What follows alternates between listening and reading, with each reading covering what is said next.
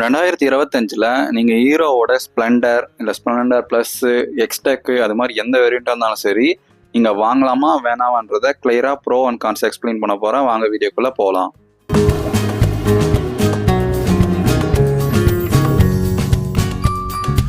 இந்த வண்டியில் ப்ரோ அதிகமாக தான் இருக்கும். ஏன்னா இது நிறைய பேர் வண்டி ஓட்டின ஒரு வண்டியாக இருக்கும்.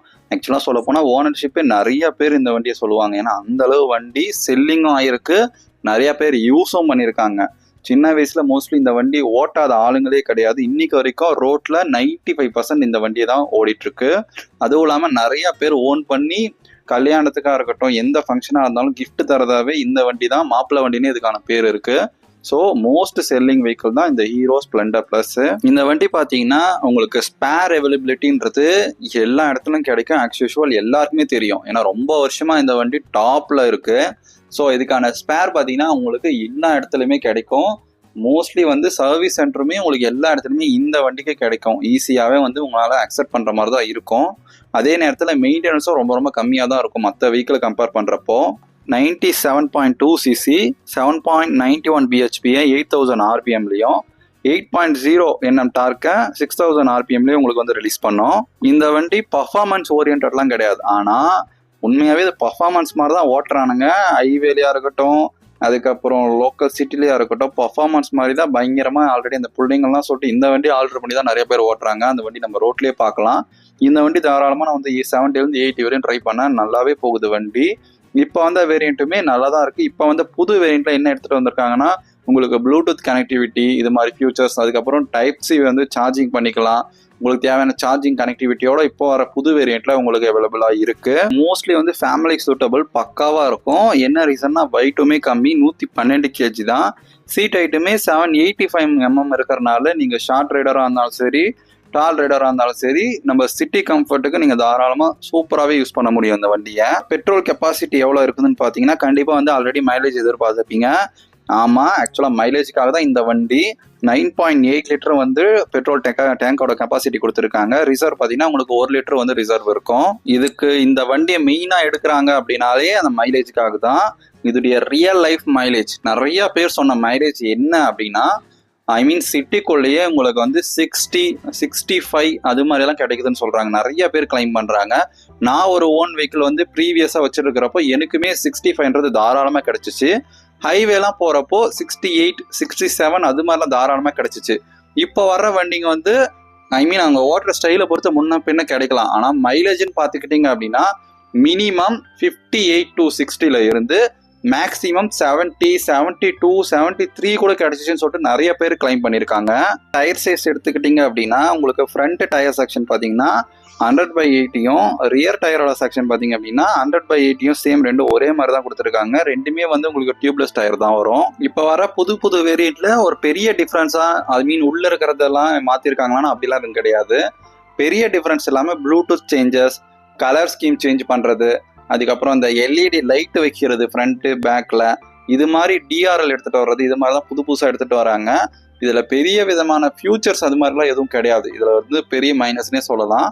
இது பெரிய விதமான ஃபியூச்சர்ஸு இல்லை ABSஓ இல்லை அது மாதிரி எக்ஸ்ட்ரா ஃபியூச்சர்ஸ்லாம் இதுக்கு எதுவுமே எடுத்துகிட்டு வரல. இதில் ஆக்சுவலாக ஒரு டிஸ்க் பிரேக் கூட இந்த வண்டிக்கு கிடையாது. பட் கஸ்டமர் சைடில் அவங்களுக்கு கேட்டதுக்கு இது பெரிய விஷயம் எங்களுக்கு எதுவும் கிடையாது. ஏன்னா அவங்க சைடில் என்ன சொல்கிறாங்க அப்படின்னா, நாங்கள் லோக்கலில் தான் ஓட்ட போகிறோம், ஸோ ஸ்லோவாக தான் ஓட்டுறாங்க. மோஸ்ட்லி இந்த வண்டி எடுத்து ஒரு ஃபேமிலிக்குள்ளே ஒரு குறிப்பிட்ட கம்மியான கிலோமீட்டர் தான் ஓட்டுறாங்க. அதுவும் இல்லாமல் அவங்களுக்கு அந்த எக்ஸ்ட்ரா ஃபியூச்சர்ஸுமே அதிகமாக அவங்களுக்கு தேவையில்லை. ஏன்னா எக்ஸ்ட்ரா ஃபியூச்சர்ஸ் ஆட் ஆகிறப்போ அதோடைய ப்ரைஸை அதிகமாகும். ஸோ அவங்களால வாங்க முடியாது.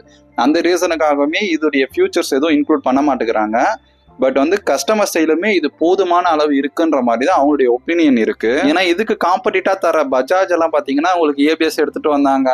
அதுக்கப்புறம் கியர் சிஸ்டம் பார்த்தீங்கன்னா 5 கியர் சிஸ்டம் எடுத்துட்டு வந்தாங்க. இதில் இன்னும் 4th கியர் மட்டும்தான் இருக்குது இந்த வண்டியில். ஸோ அதில் 5th கியர் H அப்படின்ற மாதிரி H கியர் செட்டப்லாம் அப்படிலாம் கொடுத்துட்டு வந்தாங்க. ஸோ லாங்குக்கு யூஸ் ஆகும் அப்படின்ற மாதிரிலாம். இதில் எந்த வித சேஞ்சஸும் எடுத்துகிட்டு வரல. இருந்தாலும் ஸ்டில் இதுதான் நல்ல செல்லிங்ல மூவிங்ல இருக்கிற ஒரு பெரிய ஒரு வண்டி தான் இது. சரி வாங்க, ரொம்ப நேரமா நம்ம வெயிட் பண்ணிட்டு இருக்க இந்த வண்டிக்கான நெகட்டிவை பார்ப்போம். நெகட்டிவா ஸ்டார்ட் பண்ணலாம். ஃபர்ஸ்ட் ஆஃப் ஆல் நீங்க வந்து வண்டி எடுக்கிறீங்கன்னா மஸ்ட், அதுவும் ஆக்சுவலா இந்த மாதிரி வண்டிங்களை நீங்க எடுக்கிறீங்க அப்படின்னா வண்டி எடுக்கிறப்பவே நியூ வெஹிக்கிள் புக் பண்ணி நீங்க எடுக்கிறப்ப கண்டிப்பா செக் பண்ணி எடுங்க. என்ன ரீசன் பாத்தீங்கன்னா இதுல மேனுஃபேக்சரிங் ஏதாச்சும் ஒரு இஷ்யூவோ இல்ல எடுக்கிறப்பே ரஸ்டிங் இஷ்யூவோ இருக்கிற பைக்கை உங்க தலையில கட்டிடுவாங்க. ஸோ அதுக்காக தான் சொல்றேன், நீங்க எடுக்கிறப்ப மஸ்ட் செக் பண்ணி தான் இந்த வண்டியை கிளியரா எடுக்கணும். அடுத்தது பாத்தீங்கன்னா இதுல அப்டேட் சொல்ற மாதிரி பெருசா எதுவும் கிடையாது. அப்டேட் படி நான் சொன்ன ஒரு சின்ன சின்ன ஃபியூச்சர்ஸ் ஆட் பண்ணலாம். ஐ மீன் ரியலான அப்டேட்டு, பர்ஃபார்மன்ஸ் இன்க்ரீஸ் பண்ணலாம், இல்லை அட்லீஸ்ட் ஒரு டிஸ்கோ ஏபிஎஸ்ஓ இது மாதிரி ஏதாச்சும் யூஸ்ஃபுல்லான ஒரு ஃபியூச்சர்ஸை அப்டேட் பண்ணால் நல்லா இருக்கும். அதே மாதிரி நிறைய கஸ்டமர் ஃபீல் பண்றது என்னன்னா பழைய வண்டியில இருந்த அந்த ஒரு ஃபீல் இப்போ வர வண்டியில எதுவுமே கிடையாது அப்படின்ற மாதிரி சொல்றாங்க. என்ன ரீசன்னா பழைய வண்டியில பர்ஃபார்மன்ஸும் கொஞ்சம் நல்லா இருக்கும், அதே நேரத்தில் மைலேஜும் கொஞ்சம் நல்லா கொடுக்கும்.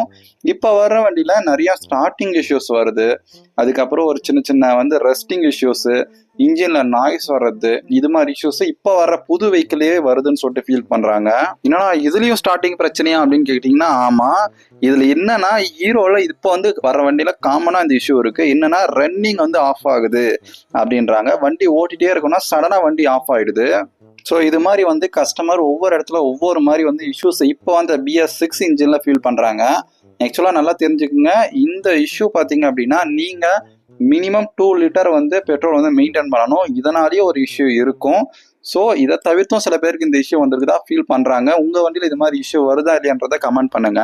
இதுல என்னதான் வந்து ஃபியூச்சர்ஸ் டைப் சி கொடுத்துருக்காங்க, அதுக்கப்புறம் ப்ளூடூத் கொடுத்துருக்காங்க, லைட்டை சேஞ்ச் பண்ணியிருக்காங்க, எல்லாமே கொடுத்துருக்காங்க அப்படின்னா நீங்க வந்து எத்தனை பேர் வந்து ப்ளூடூத் கனெக்ட் பண்ணி பார்ப்பீங்க, இல்லை எத்தனை பேர் சார்ஜ் போட்டுட்டே ஃபோனை வந்து இது பண்ணுவீங்கன்றதெல்லாம் ஒரு கேள்விக்குறி. ஆக்சுவலாக அதை நம்ம சிட்டிக்குள்ளே தான் வந்து யூஸ் பண்ண போகிறோம். ஸோ அப்படின்றப்போ இதெல்லாம் எப்படி நம்ம வந்து யூஸ் பண்ணுவோன்றதே ஒரு கேள்விக்குறி தான். இந்த வண்டியை வச்சு லடாக்லாமே ட்ரை பண்ணியிருக்காங்க, நல்ல வண்டி தான் போகுது. பட் வந்து கொஞ்சம் ஸ்ட்ரகிள் ஆகி அவங்களும் கஷ்டப்பட்டு தான் போயிருக்காங்க, பேக் பெயின் எல்லாம் வந்திருக்கு அப்படின்னு தான் சொல்கிறாங்க. பட் இந்த வண்டியெல்லாம் போக முடியுது, நல்ல வண்டி தான் ஆக்சுவலாக. பட் இப்போ வர்ற வண்டியில் கொஞ்சம் குவாலிட்டி இஷ்யூஸும் கண்டிப்பாக வந்து இருக்குது. சரி, ஓவராலா என்னப்பா சொல்றேன், இந்த வண்டியை எடுக்கலாமா வேணாவா சொல்லுப்பா அப்படின்னா, நான் ஃபர்ஸ்டே சொன்ன மாதிரி இந்த வண்டி எடுக்கிறீங்கன்னா ஆக்சுவலா நிறைய வந்து ப்ரொடக்ஷன் பண்ணி வச்சிருப்பாங்க. ஸோ ரெஸ்ட் ஆனது பழைய மேனுஃபேக்சரிங் அது மாதிரிலாம் உங்களுக்கு இருக்கும். அதனாலதான் 1க்கு 2 டைம் வந்து அந்த வண்டியை செக் பண்ணி எடுக்கிறப்போ உண்மையாவே நல்ல வண்டி தான்.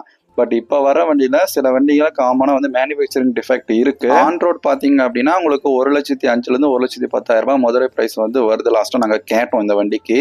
ஸோ நல்ல வண்டி தான், நல்லாவே வந்து இருக்கு, நீங்க தாராளமா வந்து எடுக்கலாம். நீங்க வந்து எடுக்கிறப்ப பார்த்து மட்டும் எடுங்க. இல்ல இதை தவிர்த்து வேற ஏதாவது ரைவல் இருக்குதுன்னா பஜாஜ்ல பிளாட்டினாலாம் இருக்கு, இது கூட அது மைலேஜ் வந்து நல்லா தருது. அதே நேரத்தில் சின்ன சின்ன கம்ஃபர்டபுள், அதுக்கு சஸ்பென்ஷன் எல்லாமே கொஞ்சம் நல்லா இருக்கும் அந்த வண்டியில. பட் வந்து ஹீரோ ஸ்ப்ளெண்டர் லவ்னா கண்டிப்பா இதை எடுத்துக்கோங்க. உங்களுக்கு வேற ஏதாச்சும் டவுட் இருக்கு இல்ல அதுக்கப்புறம் ஏதாச்சும் கொஸ்டின் இருந்தாலும் கீழே வந்து கமெண்ட் பண்ணுங்க. அண்ட் தேங்க்ஸ் ஃபார் வாட்சிங்.